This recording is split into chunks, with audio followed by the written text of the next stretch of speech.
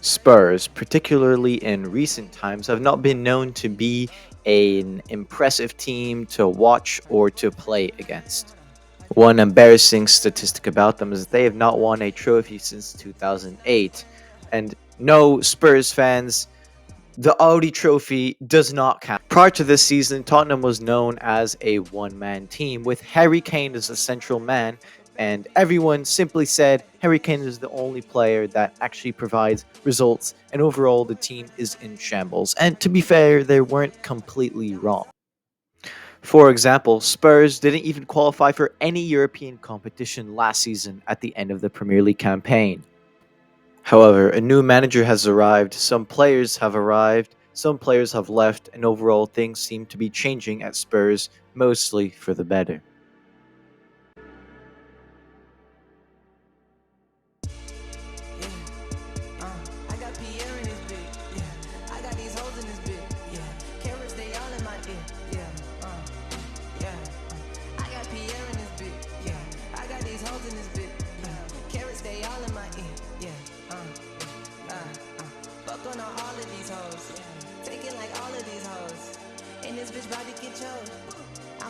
Just before the new Premier League campaign could start, Spurs got rid of their most valuable asset, Harry Kane, as he was sold to Bayern for around $126 million.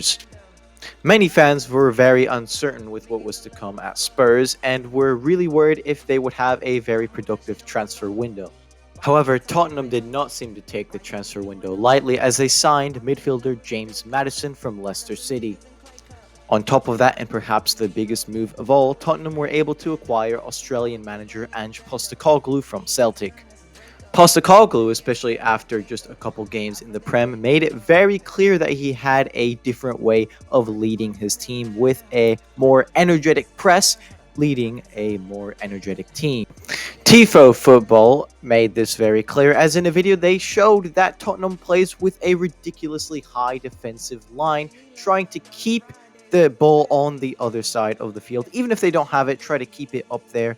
But especially when they do have it, to keep a very high defensive line. The reason why Postecoglou Spurs wants to have such a high defensive line can be credited to the counter press. A counter press is when a team wants to win the ball immediately after losing it. This graphic clearly shows how players will immediately want to close in on the player who has the ball. And this can be especially useful in the opponent's half because then you're already in their half. All you have to do is thread a through pass or just go forward and shoot the ball and try to score. Postecoglou makes sure to take advantage of this with two eights who attack the half space in midfield. If you don't know what the half space is, this is the half space. And what better midfielder to attack the half space than James Maddison himself? Here we also have a really good example. Emerson Royale wins it out wide right after losing it. He passes it into James Maddison. James Maddison is in the half space, and since he's such a great player on the ball, when he gets it and he accelerates, he's going to shoot it and he scores a great goal. Another characteristic about Postecoglou's way of managing is the abundance of forward runs, not only by the forward, but also by the two eights in the half space. Another great example of this is in the game versus Bournemouth. They have the ball on the outside, they come inside, and if you don't see it yet, you can see James Maddison making an inside run here, making just an insane sprint forward to get forward on this run and to get a touch on the ball, which is exactly what he does. He slots it in the bottom corner, and Spurs go 1-0 up. Last but not least, another thing that Postecoglou has changed about Tottenham's overall shape are the fullbacks, as they work more as inverted fullbacks, which we haven't necessarily seen in a long time. As you can see here, they come in a lot, but sometimes they will go out wide, or sometimes we'll have one that will make a run out that will be particularly wide, and then another one that will come in to help with the midfield. It really does just overall depend. Even though Tottenham are so far undefeated and are still getting really great results, some have concerns whether Postecoglou's system is a bit too risky, and maybe it is a bit risky, but so far it's been working the vast majority of the time, and I really do think the Spurs will have a good season, definitely better than last season. I don't know if they'll do amazing, but they'll definitely be a lot better than last season.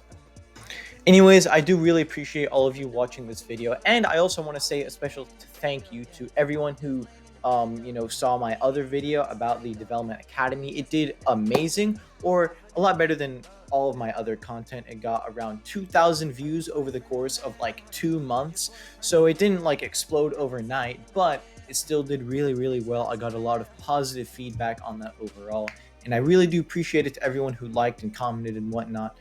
It did really well. I'm really proud of that video. So yeah, and I hope you enjoyed this one too, and I'll see you in the next one. Goodbye. Your boyfriend is square, diamonds all in my ear. Booty's big, not a square.